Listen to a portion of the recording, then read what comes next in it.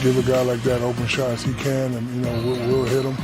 This happened the other day, so, you know, Memphis is going to be trying to get a win. Ja Morant had an unbelievable fourth quarter, so they're going to be coming in. They're young and they're feisty team. So the question is, can the Lakers bottle up what they did in Game 3 and bring it over to Game 4? If they can do that, I see them winning, but we shall see. Yeah, Ja had 45 in that Game 3 loss. They were down by, as many as 29. They did close it to 9, but that game was out of hand. Well, I'm glad the NBA didn't suspend him. I thought that was a 100% accident, personally. I'm glad the NBA didn't screw up and suspended him.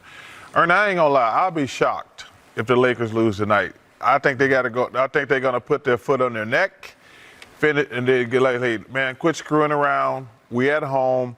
Because if they mess around and go back to Memphis 2-2, anything can happen. But I'll be totally shocked if the Lakers don't win tonight. You know, the one thing that that Memphis is missing is the interior easy baskets. You know, the alley-oops to Clark, the putbacks by Steven Adams. The rebounds. Yeah. And that allowed space for those 45 points that Ja Morant is getting. You know, and there's no space for that anymore. He's got to consistently score. And I think that's going to be the difference in the series. If they win tonight or not, I think the Lakers have the huge advantage.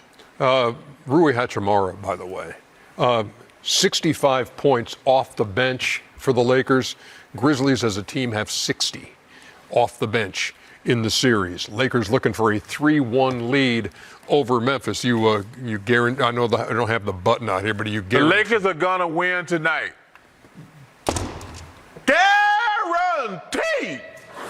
Oh, not again. I knew something was coming. Is there just an unlimited number of ping pong balls up in our?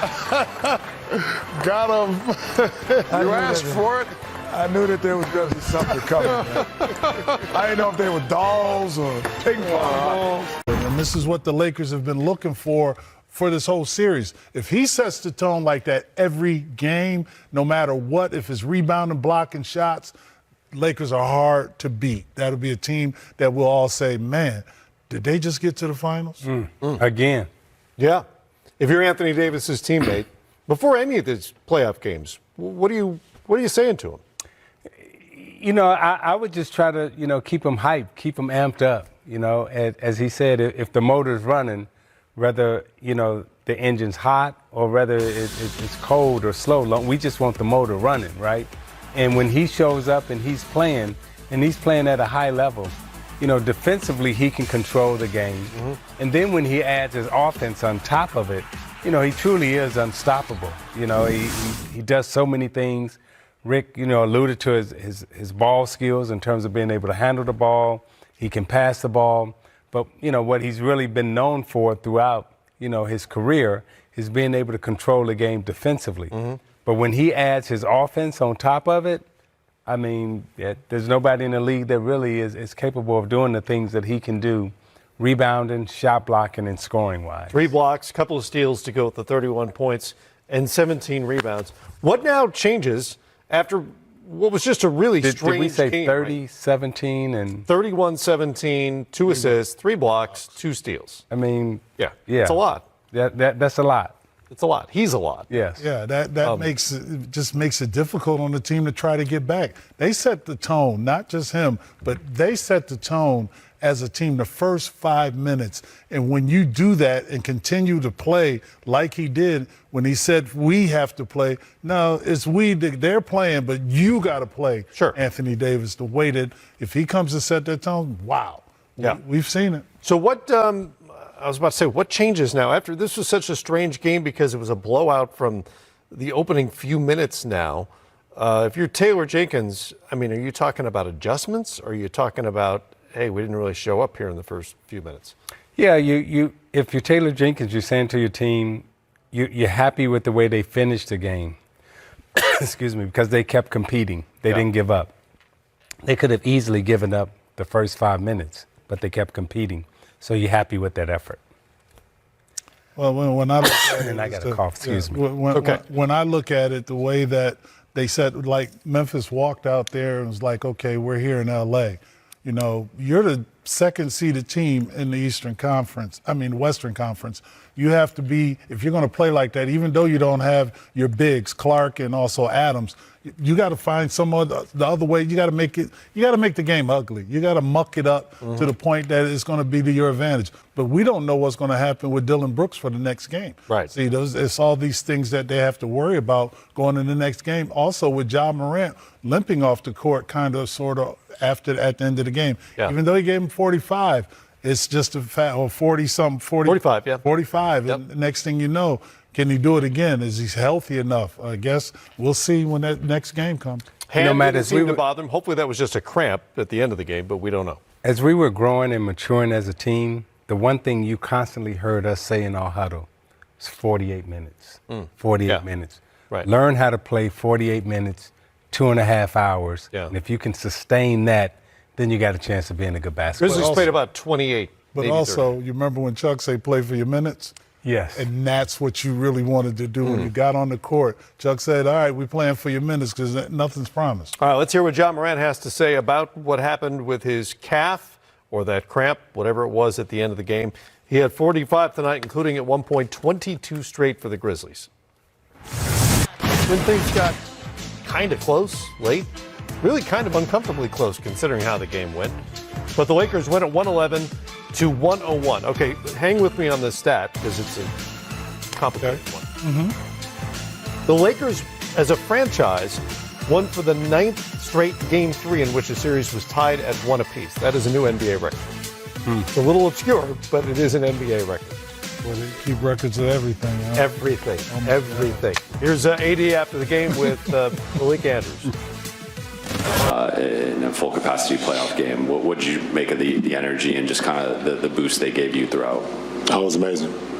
It was amazing. You could tell they've been, looking forward to this, and we have as well. And the energy they gave us, we just try to reciprocate that by playing the game at a high level and get a win for them. And we was able to do that for our home fans tonight.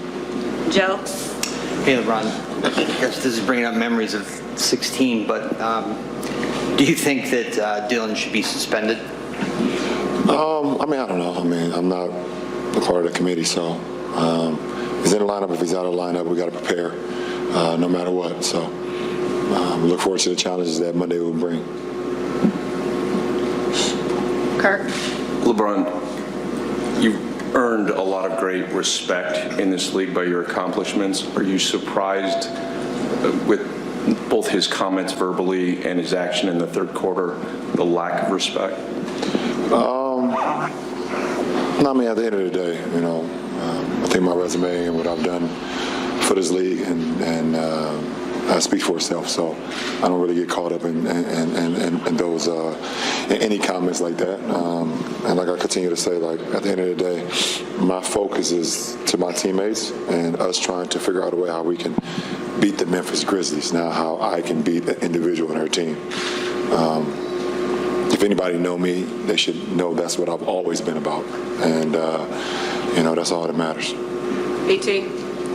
AD, let me get this right. Did I see a dream shake out of you tonight? And were you being extra aggressive because of the way you played the last game? Yeah, a little dream shake. Worked on it a little bit.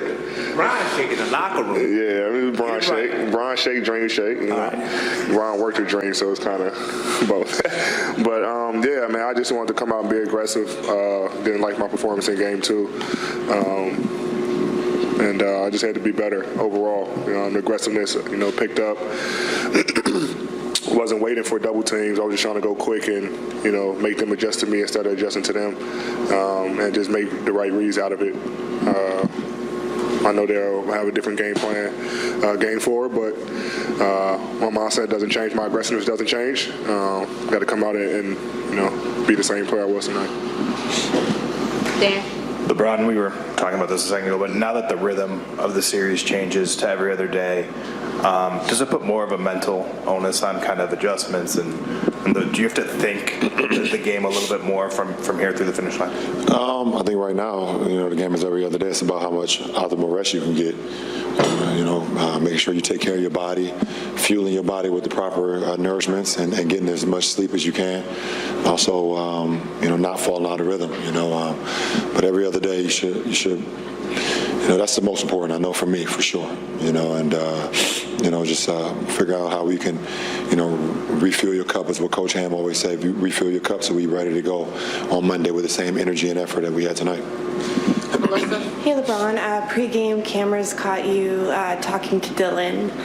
You haven't really talked much about his comments publicly, but in that moment, did you kind of address them privately, just between the two of you? No, it wasn't private, because everybody caught it. Everybody saw it. So there's nothing private about it. It's very, very